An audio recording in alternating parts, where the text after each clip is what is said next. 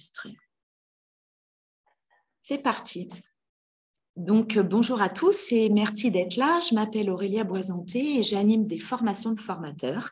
Je vais vous expliquer comment simplifier vos cours. Donc, c'est valable dans tous les secteurs professionnels. C'est une formation que j'ai faite qui s'appelle la médiation pédagogique, que j'ai faite en 2003-2004 avec un chercheur du CNRS qui s'appelle Alain Moal.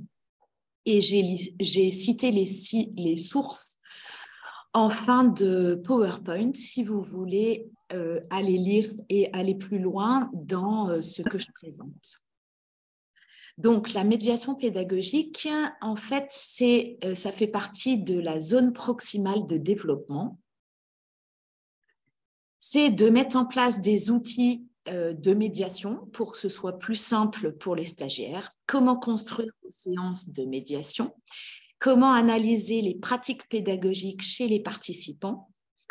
Et comment les aider à repérer leur fonctionnement cognitif, c'est-à-dire les aider à repérer comment ils apprennent, comment ils mémorisent. Donc, le cognitif, c'est tout ce qui se rapporte à la faculté de connaître par l'attention, la concentration, la mémoire, le langage, le temps et l'espace. En tant que formateur, on est invité donc à créer des activités pédagogiques qui leur permettent ces différentes fonctions, donc se concentrer, travailler leur mémorisation, travailler le vocabulaire lié à votre métier, à votre secteur professionnel, lié aussi au temps et à l'espace dans chacun de vos secteurs professionnels. Donc, par exemple, travailler sur des plans, travailler sur des échéanciers, des plannings, pour qu'ils puissent mémoriser chacune de vos activités pédagogiques. Les objectifs, c'est qu'ils puissent communiquer avec les autres, par exemple dans une équipe de travail, quand on fait du management ou quand on est manager, percevoir notre environnement, se souvenir d'événements vécus, par exemple des réussites, pour pouvoir accumuler des connaissances et pour pouvoir monter en compétences. Donc, il faut comprendre ce que c'est que la zone proximale de développement dans le cerveau. Donc, dans le cerveau, on a 3 zones, qui est la zone proximale de développement. Donc, la zone actuelle de la personne, c'est tout ce qu'on sait déjà. Donc, les faire travailler dans vos secteurs d'activité sur tout ce qu'ils connaissent déjà sur vos sujets. Donc, je vous invite à animer, par exemple, des brainstorming quand vous lancez un sujet pour pouvoir avoir l'état des lieux, des connaissances de votre groupe sur votre sujet. Donc, qu'est-ce que vous savez déjà sur tel ou tel concept? On a une zone du cerveau qui s'appelle la zone hors développement. Et malgré des activités pédagogiques, sur cette zone-là, par exemple, une zone qui est trop difficile ou qui est trop facile, dans la zone d'apprentissage, c'est des zones où on n'apprend pas. Et l'apprentissage, la zone d'apprentissage qui est possible dans notre cerveau, c'est quand le formateur arrive à créer une activité pédagogique ou un exercice qui n'est pas trop compliqué pour nous ou pas trop facile, qui est pile dans notre zone d'apprentissage. Évidemment, ce qui est compliqué pour le formateur, c'est que chaque stagiaire a une zone d'apprentissage différente.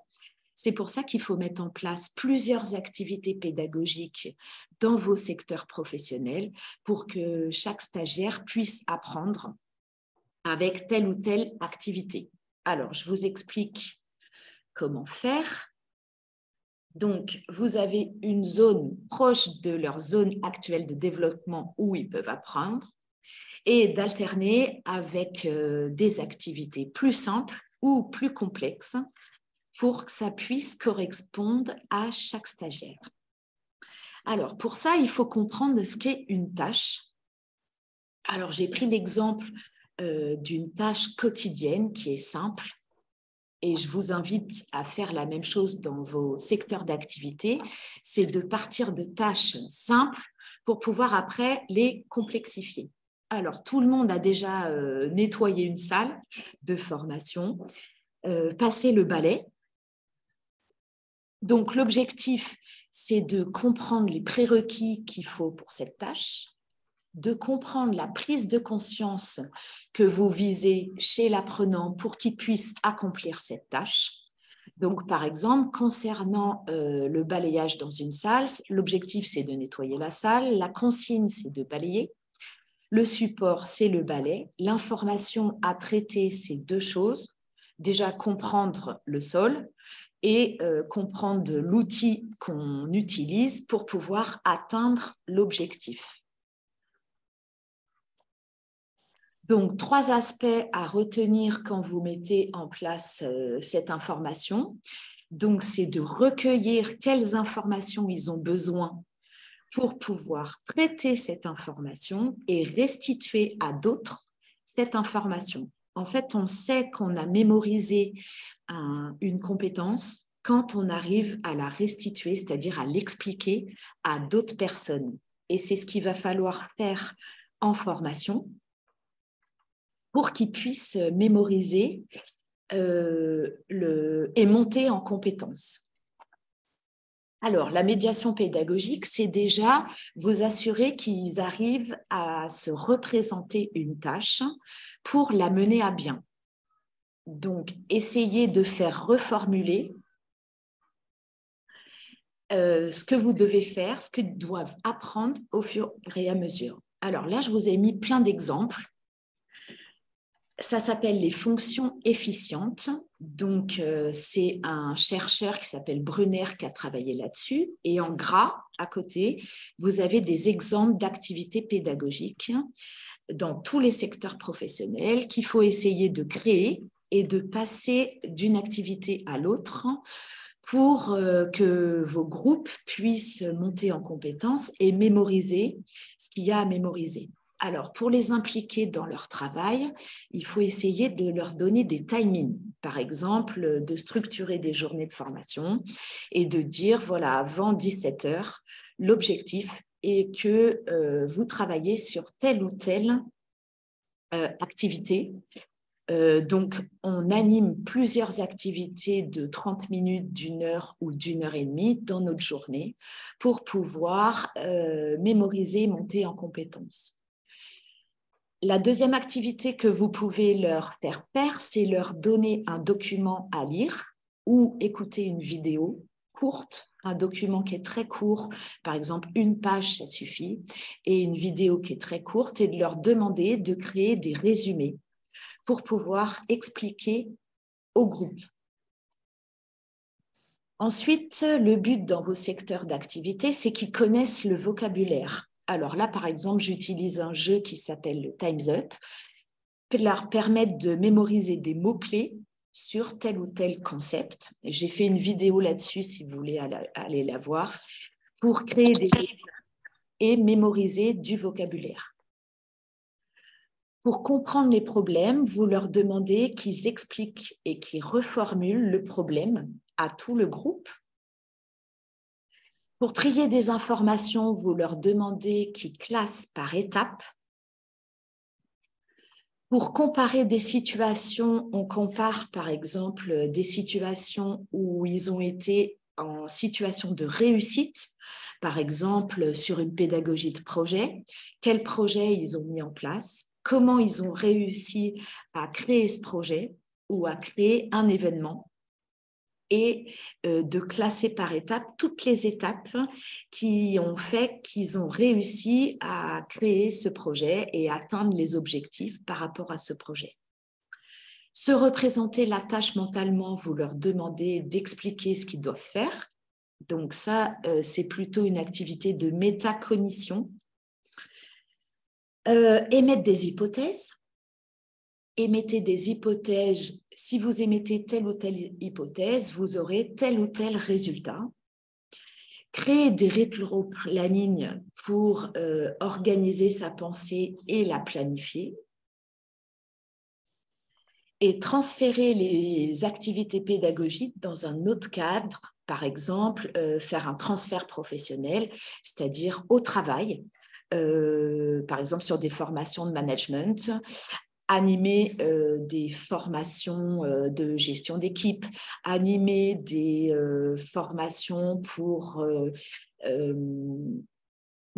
voir si tel ou tel projet a abouti. Voilà, faire des transferts professionnels qu'ils auront besoin dans leur situation de travail. Donc, on donne une dimension temporelle aux apprentissages, par exemple, ce qu'il a déjà fait sur votre secteur professionnel, ce qu'il maîtrise déjà et ce qui lui reste à apprendre. Et au fur et à mesure, ça, on essaye de le faire tous les jours, parce qu'au fur et à mesure, on met en place des activités pédagogiques sur ce qui lui reste à apprendre.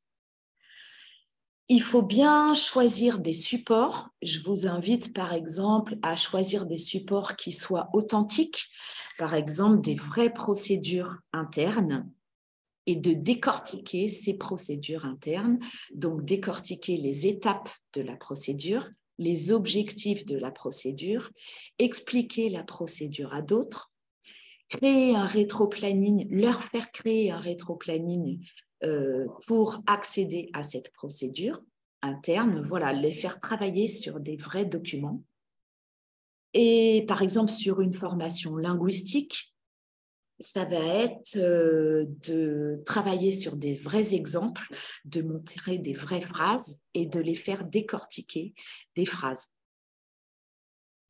Est-ce que vous suivez ?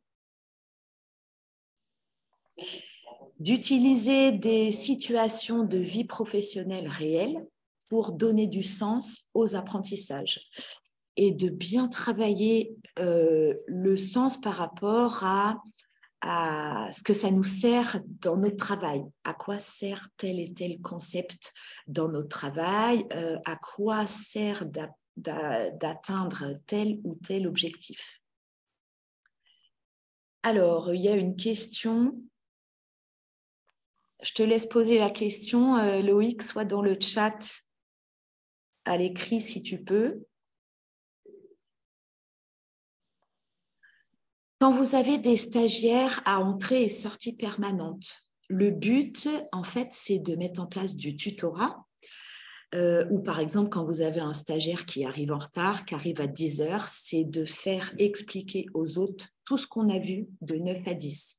Ça permet aux nouveaux stagiaires de s'intégrer et ça permet aux autres de reformuler tout ce qui vient d'être dit pour pouvoir le mémoriser.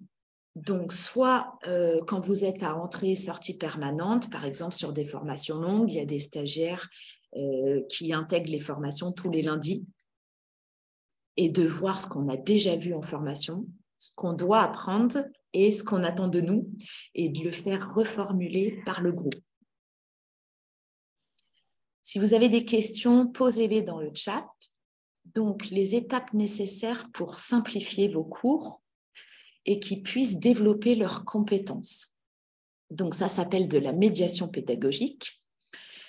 Le but dans la médiation pédagogique, c'est d'alterner le travail individuel avec le travail collectif, ce qui s'appelle de la médiation entre pairs. Et pour pouvoir donc créer plusieurs sous-groupes et que les sous-groupes expliquent aux autres ce qu'ils ont fait, ce qu'ils ont acquis comme compétences, comment ils ont travaillé, et de redonner ensuite un travail individuel pour vérifier qu'ils aient acquis et qu'ils aient atteint vos objectifs. Alors, les outils de médiation, donc c'est bien de leur faire verbaliser ce qu'ils doivent apprendre et ce qu'ils ont déjà appris, reformuler avec leurs mots, avec des mots très simples. Par exemple, définir des règles d'apprentissage, on apprend tel ou tel sujet en travaillant comme ça, et de dégager des règles pour qu'ils puissent atteindre vos objectifs, c'est-à-dire de se former entre eux. Alors, des séances types de médiation pédagogique, donc c'est de se projeter dans les objectifs, de voir ce qu'ils en ont compris, ce qu'on attend d'eux, ce qu'ils vont apprendre et de voir comment vous pouvez complexifier les tâches, donc les exercices, au fur et à mesure. Alors, par exemple, c'est de varier des groupes de travail, d'utiliser l'analyse réflexive pour voir comment on a travaillé sur tel ou tel sujet, de mettre en place des activités individuelles, de redonner du temps pour qu'ils puissent se réorganiser, de mettre en commun un travail qui a été fait en sous-groupe, de leur faire résumer ce que vous leur avez demandé avec leurs propres mots, de leur faire faire des résumés oraux et des résumés écrits. Vous pouvez aussi leur faire faire des affiches collectives ou de leur faire faire des résumés.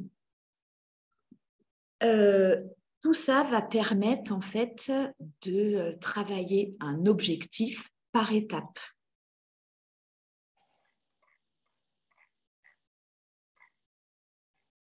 Alors, si les supports sont du domaine technique, il vaut mieux les laisser découvrir ou passer par une phase théorique. Alors, moi, j'utilise toujours une méthode inductive, c'est-à-dire que je leur demande toujours de travailler sur la découverte d'un sujet avant de faire mon cours théorique.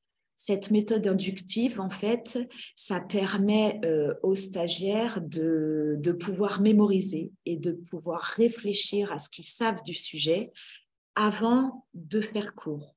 Donc, d'utiliser toujours des méthodes découvertes avant de travailler sur une phase théorique. Alors, par exemple, sur une procédure interne, vous pouvez la découper et leur demander de la remettre dans l'ordre. Vous pouvez surligner tous les mots-clés et de leur demander de chercher des définitions. Vous pouvez faire un brainstorming sur le sujet pour qu'ils puissent travailler tous ensemble sur ce qu'ils savent déjà. Mais voilà, toujours mettre en place une activité découverte et inductive avant que ça soit vous qui fassiez cours. Ça leur permet de mémoriser tous ensemble, de travailler tous ensemble, d'essayer de chercher un peu, de creuser. Par exemple, vous pouvez leur demander de trouver une vidéo sur le sujet, de la regarder en cours avant de pouvoir faire votre cours. Alors, comment on repère la zone d'apprentissage et la zone de développement? C'est en mettant en place plusieurs exercices différents, donc tout ce que je viens de citer, de trouver des définitions, de trouver les mots-clés qui correspondent à votre sujet, de chercher une vidéo, de leur faire résumer une vidéo, de leur faire faire un exposé sur le sujet. Et au fur et à mesure, en fait, c'est quand vous allez voir le stagiaire travailler que vous allez comprendre si l'exercice est trop compliqué pour lui ou s'il est trop facile. Et à force de travailler sur plein d'exercices différents, vous allez comprendre avec le stagiaire si c'est dans leur zone d'apprentissage ou hors zone d'apprentissage. Et au fur et à mesure, vous allez créer d'autres activités pour que ça corresponde à chacun des stagiaires. Donc, il y a des activités qui seront trop simples pour certains et d'autres complexes. Et c'est à force de mettre en place des activités et des exercices différents que vous allez pouvoir atteindre un maximum de stagiaires dans votre groupe. Est-ce que c'était clair, ça? Dites-moi oui ou non dans le chat. Donc, des idées pratiques pour mettre en place vos compétences, c'est de mettre des projets à court terme. Par exemple, travailler sur un projet de voyage quand vous travaillez sur des formations linguistiques. Sur de la recherche d'emploi, c'est de travailler sur un projet professionnel. Sur une formation management, c'est de travailler sur leur prochaine réunion en gestion d'équipe ou faire un rétro-planning pour mettre en place des projets professionnels. Voilà, mais toujours rendre concret vos apprentissages pour qu'ils puissent mémoriser.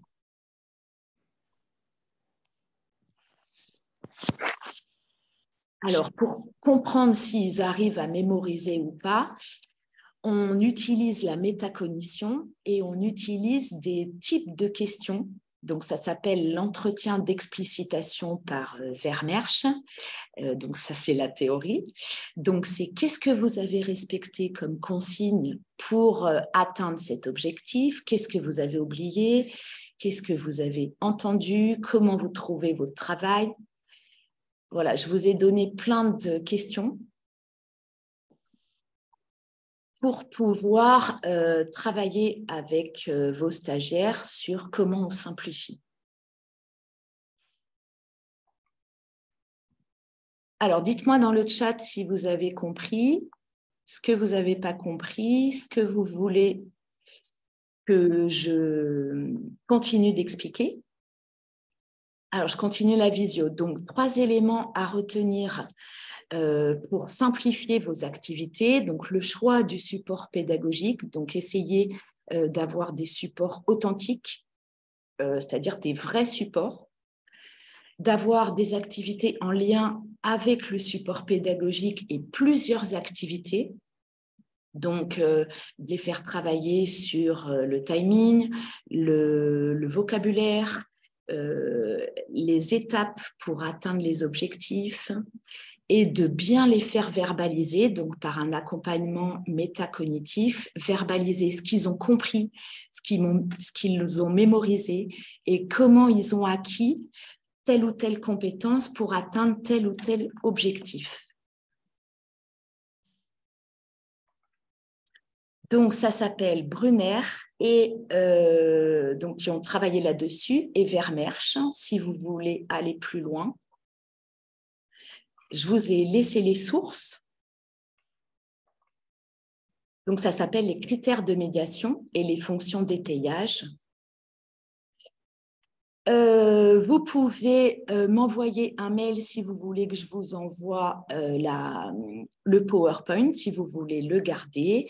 Je vais faire un replay sur YouTube, donc vous pourrez revoir cette vidéo.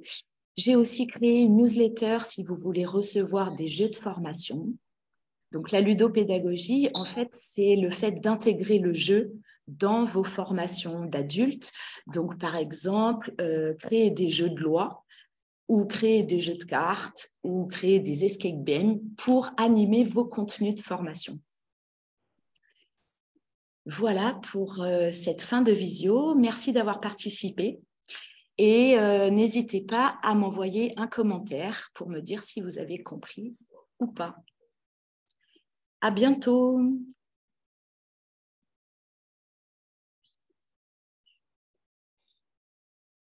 Alors.